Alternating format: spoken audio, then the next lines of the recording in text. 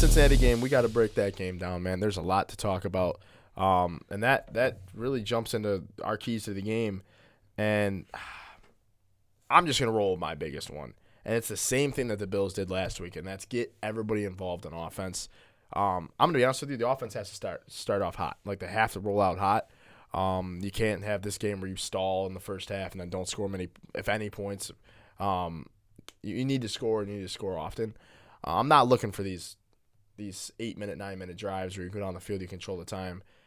I'm gonna be honest with you. I'm a big, when the Bills win the toss, I'm a big defer and get the ball in the second half. But if the Bills win the toss, I almost want to see them receive, go down the field, score a touchdown, and never get behind against the Cincinnati Bengals team, because I do not want to see the Bills play from behind. Get the offense involved, roll out hot. I want to see no huddle. I want to see no huddle offense. I don't want to see this tempo offense. And again, let Josh be Josh. It's the same thing as last week, same recipe, just a harder team. I want to see us do this week the exact opposite we did in that playoff game. Again, you're going up against a trio of T. Higgins, Jamar Chase, and Tyler Boyd. Do not, and I repeat, do not play 5 to 7 yards off. Just no. Right. This is not the game to play zone. Well, the problem is that the Bills play a crazy zone defense. It is. So they're going to play zone. They're going to play zone, but if there's a team, just get in their faces a little bit. Get in their faces. Get a little grabby. Is that why we brought Rasul Douglas in? Because he is a more physical corner, and we're playing against a trio like this? Maybe so. But I repeat, do not sit back on your toes 5 to 7 yards and let them get a 5 to 7 yard gain every single play. Because Joe Burrow will pick your defense apart. Well, Joe Burrow, I will say this just because I have this down, and I was looking at this on PFF, is Joe Burrow, whether you blitz him, you stay content, you don't blitz him, or you give him time to throw the football, will shred your defense apart regardless. This guy is a tough guy to win against when he's healthy. Like, it's tough. It's tough. It certainly does not help when you play 5 yards off of some of the best receivers in football. So I'll agree to that. Yeah, you got to win the turnover battle. If there's going to be a turnover to have, fumble, something. You got to win the turnover battle. Got to win the special teams battle. Minus last week, our special teams have been piss poor. Yeah. Our punt coverage has been just terrible. Like Travis said, the defense, if you have to, roll Poyer up. If you're going to play a zone, roll him up, put him in a flat, and let Bernard take the middle of the field. If you let Jamar start catching 2, 3, 4 passes, the game's going to be over. Right. They're going to go down the field in no time. So it's funny you say that, because I have the reason I agree that you can get away with Jordan Poyer playing in the box a lot this week is the Bengals passed the ball 65.58% of their snaps, meaning they barely run the goddamn You almost want them to run the ball. Yeah, exactly. Like, and Joe Mixon has not been looking like Joe Mixon. Throw Jordan or throw Poyer in the box and threaten this team to run the football, because I'm telling you right now they're not gonna. They're going to pass the football, and the Bills are a better defense if Jordan Poyer plays in the box against the Bengals, if you had to ask me. So I agree with that's why when we were talking about that, I agree with that. I really do. I really think that dime look will give you a better look this week against the Bengals. Even if you have them if they're in an empty set or an obvious passing down, if you detach them from the box, Bernard is smart and quick enough to play the middle of the field. Let him roam. Poyer almost had 2 picks, and that should have had 2 picks. He should have. Yeah. In this last game, he's a ball hawk. You got to play him opposite side of Teron Johnson, though. Them two on opposite sides.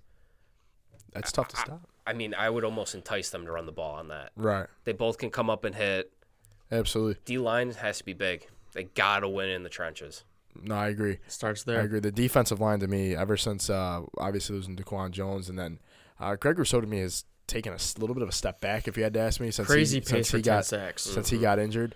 Leonard Floyd still seems to be playing like the same Leonard Floyd that we've been used to all year. Defensive line seems like they're taking a little bit of a step back. Von Miller still does not look like Von, but at the same time, I expect as we move on, his snap count's probably going to go up more, and he'll get more comfortable. I think he was around 40% this last game of snaps. I think you'll see a little bit more this week, I'd hope. So we'll see. But I do want to talk about offensive side of the ball real quick. Get Dalton Kincaid and Shakir. Keep them on the field. a lot more than you have. Dalton Kincaid's coming off of a game where he played 83% of the snaps last week. That was obviously expected. He was the only healthy tight end on the roster. Again, that seems like it's going to be the same thing this week. I don't know if you saw the picture of practice day, the tight end group.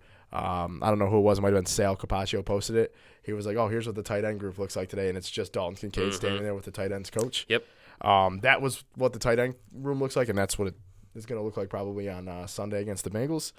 And then you got Shakir, who played 66% of the snaps, which was a career, I believe, a career high for him. He set a lot of career highs that game, 92 yards being the biggest one, 6 receptions being another one. He also played the most snaps he's played in the game last week, so continue to do that. And Josh, this is the biggest one for me on offense. Josh got the ball out in 2.27 seconds last week.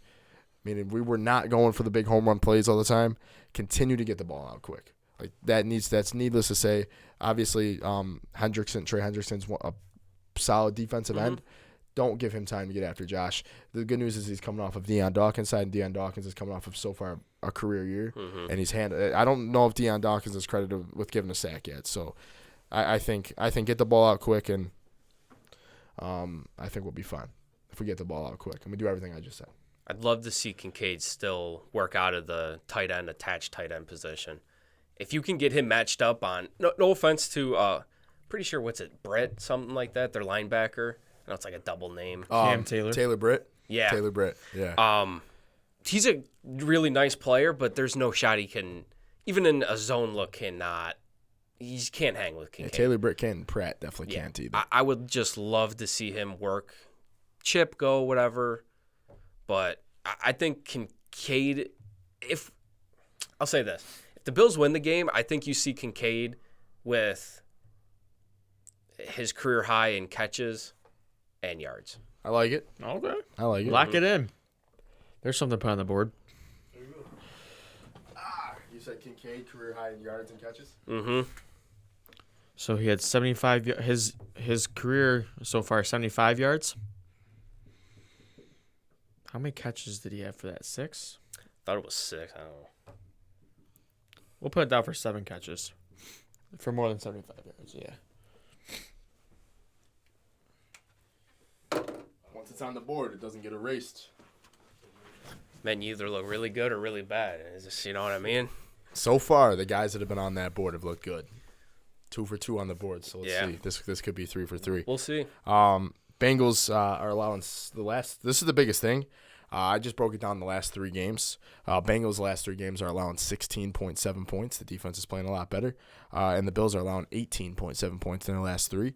Just thought that was kind of a little bit of a cool snap. The other thing is while we're saying get the ball out quick and spread the love, don't shy away from the run this game. The Bengals are allowing 5 yards a carry. You can run the ball. So run the ball against this team because it's a team you can get away with doing that.